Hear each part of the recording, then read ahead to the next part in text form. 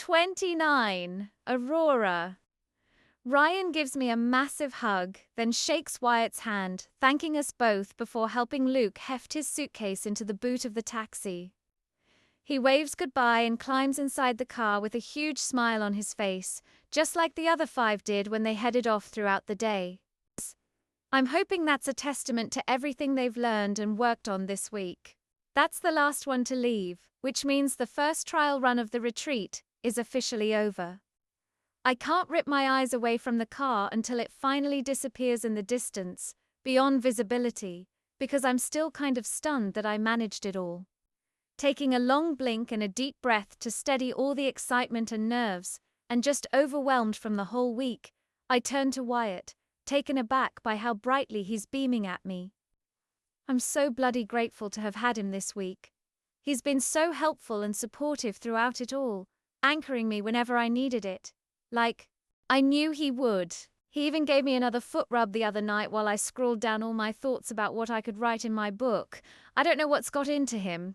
Every time he's told me he believed in me, I've started to believe in me more as well. Part of me is beginning to wonder if maybe I don't have to do this healing all by myself. We did it, I breathe out in a laugh of disbelief. Wyatt takes my face in his hands, midnight eyes sparkling down at me. No, Aurora, you did it. You were amazing. Suddenly his hands drop to my waist and he lifts me up, spinning me around above him until I'm squealing. His laugh is a warm, thunderous rumble, rousing the butterflies already waking inside of me. When he finally stops, he lets my body slowly slide down his, keeping his grasp on me close and tight, every inch of his warm, solid body flush with mine. My feet hit the ground and I lean my head against his chest, knowing he won't pull away this time, listening to his steadying heartbeat. The one I've loved listening to every morning as we've cuddled in bed, readying ourselves for the day. I've always wondered if there was something missing from my morning routine, and I'm finally realizing it was him. Fingers run through my hair, stroking the back of my head as softly and rhythmically as the summer breeze. My arms tighten around Wyatt's neck as he presses a kiss on my parting, then whispers, "I'm so proud of you. I knew you'd smash it." We really did smash it, didn't we? I peel myself an inch or so away, enough to gaze up at the dark angles of his face, but still close enough to smell his warm pine wood scent, the smell of home. Everything went so well, Wyatt. I really think this could work, that we could do the retreat permanently, that maybe I could stay. Damn, that's a big deal. Wyatt's grip pulses, his eyes flashing momentarily. I wonder if he's thinking the same, considering the eternality of my words. But then he quickly pushes out another smile, turning us away from the main house. One hand seeks out mine, fingers lacing together with the usual ease. Agreed, but let's talk about that properly later, Wyatt suggests, leading me towards his place, across the grass. After all the mental and physical capacity this week has taken, I was kind of hoping to jump in a bubble bath now everyone has gone, to properly relax. Let's give everything some time to sink in, and in the meantime, I owe you a proper date. A date. My brows shoot up and I halt, but Wyatt tugs me on, directing me over to his truck. I'm very intrigued what a proper date with Wyatt Hensley entails. Chopping up some logs while we brood over all the problems with the technology-obsessed youth. His face hardens, smile disappearing. Catching me off guard, Wyatt spins me and takes my hips, backing me up until I'm pressed against his truck door. All the breath escapes my lungs, his solid, hot frame leaning over me. His eyes track my throat as I swallow, then flick back to mine, pinning me in place harder than his body is with how dark they are. Being at someone else's mercy was never something I expected to drive me so wild.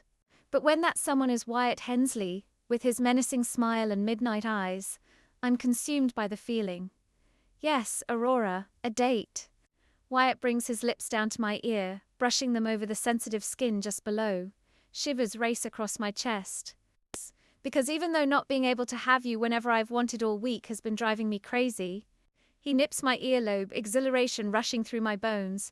I want you to know that this means more to me than just sex. I want to get to know as much as I can about you. I want all of you. Now he's staring straight into my eyes, flicking between them like he's searching for something as he steps back. A layer of exhaustion from this week is immediately swept away with a wave of relief at his words, one I hadn't realized had been weighing me down. I'd been trying to force myself to focus on the retreat as opposed to what was happening between me and Wyatt, causing me to ignore the worries that were clearly burdening me. Because he hadn't stuck to his rule. He hadn't told me straight away what he wanted, like the guys said he normally does. But now he has. He wants all of me. And I've never been more certain about something than I have about wanting all of him too. The corners of Wyatt's lips twitched, and God, I thought I was in a vulnerable position, but I swear he might be.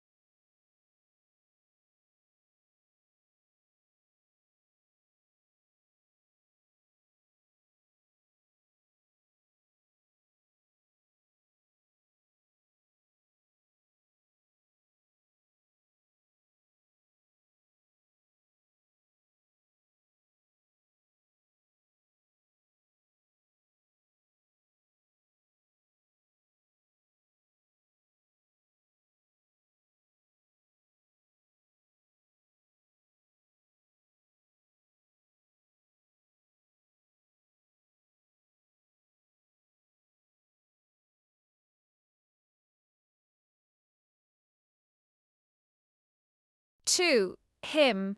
Wyatt shrugs and waits for me to make myself comfy amongst the plentiful cushions before joining.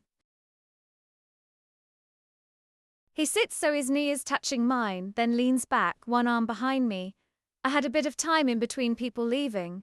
It's perfect, I confess, gushing over the whole setup, the effort that's gone into it, and our amber-lit, serene surroundings that have added the finishing touch. I don't think I'll ever tire of this. The beauty, the warmth, the nature. I could watch it all for decades. When I turn to Wyatt, it's me he's watching instead, midnight eyes melting into dark golden pools from the lights around us. Like I'm more beautiful than anything Sunset Ranch could have to offer, and I don't even question the idea, because ... maybe tonight, 1 a.m. A soft smile graces Wyatt's face before he leans in and kisses me gently. Not as perfect as you, he whispers against my mouth, sealing the words with another brush of his lips. Although part of me wants to run my hands through his hair and make out with Wyatt all night under the sunset and twinkling lights, I hadn't realized how starving I was until I saw the food and were quick to tuck in. We swapped stories of our childhoods, favorite subjects at school, our dream jobs, friendships that came and went, and argue for far too long over whether it's easier being the youngest or oldest sibling.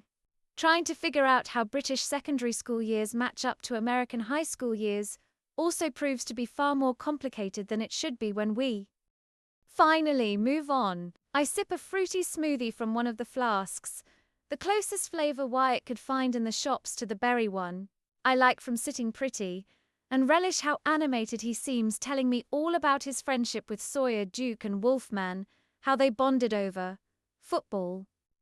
He almost pushes me into the lake when I ask if he had to let one of the guys get with Cherry, who he'd pick. Every second of conversation we're touching, whether it's a knee against a leg, feet crossed over each other, or fingers drawing lazy swirls against arms and hips. I remember back to a month ago, when Wyatt would flinch or freeze at any contact we made. But now, it's like he can't get enough, like he craves the sensation of my body against his. And honestly, I feel the same. Eyes like when we're connected, everything feels stronger, brighter, safer. Like we were two broken currents that are finally able to flow free. I'm elated to discover that one of the flasks has hot chocolate inside, and Wyatt rummages around for another cup so he can pour it out for us both. Once we're both served, we huddle closer with a blanket wrapped lazily around us, even though the summer evening isn't that cool yet. I lean my head against Wyatt's shoulder, its curves supporting my neck, as if it were designed for us to hit. The water ahead is almost the same shade as Wyatt's eyes, as night finally paints the last patches of the sky with glittering darkness. My heart feels so full, just like it used to when I was younger and would sit out here, my great-aunt beside me. Part of me wonders if Auntie Grace didn't just leave me the ranch because she thought I'd want it, but because she knew I'd need it, that maybe she knew how tumultuous your 20s can feel sometimes. How easily you can get lost even when you think you're taking all the right steps. And that I would need the ranch to ground me again and remind me what life is truly about. Like romantic lakeside dates with a handsome, kind cowboy. Sometimes Auntie Grace would do things or tell me things like she already knew they'd happen. Telling me to pursue my passion for blogging and wellness seemed so easy for her. She didn't even consider any other options, as if she'd seen the future and knew it would work out. Or maybe she just knew that everything always works out, so no matter what road you take, it would bring you to the right destination eventually. I wish I could tell younger Rory that. If you could go back in time and give your younger self one piece of advice, what would it be? I ponder aloud. Wyatt chuckles and I peek up to see him worrying his lip, brows knitted in contemplation. Then he laughs again, this time his frame shaking, making me straighten up. I raise my brows, hoping for an explanation. It's funny, because if you'd have asked me that a month ago, I think my answer would have been very different. How so? I used to think I'd tell myself something along the lines of sticking with football or pursuing the ranching career earlier to avoid disappointing people. I know what I chose to do made me happy, but I ain't gonna pretend that I haven't wondered about all the what-ifs. What if I'd have pursued football? Would I have been drafted to a good team? Or what if I'd gone to law school? Would I have been ambitious enough for, well, Holly then? Would we even be sitting here if he had done any of that? Wyatt shakes his head, pushing some loose curls back. As he's been speaking, his eyes have stayed glued to the lake, yet now he slowly twists to face me, blinking before clearing his throat. But now, I don't care about any of that. I'd just tell younger me to do what felt right in the moment. I wouldn't tell him to do anything different because no matter how broken my road ended up being, I know now that it was the right one, as it still led me here. Wyatt's throat bobs. With you. All those difficult decisions and wrong turns, all those losses and broken hearts, were just guiding me to where I am now. To home. And to you, Aurora. The smile that appears as he says my name is pure hope. If he kissed me right now, I'd taste new beginnings, budding dreams, and shimmering promises. Everything I didn't realize I'd needed. To be chosen. Yeah, Auntie Grace definitely gave me the ranch for a reason.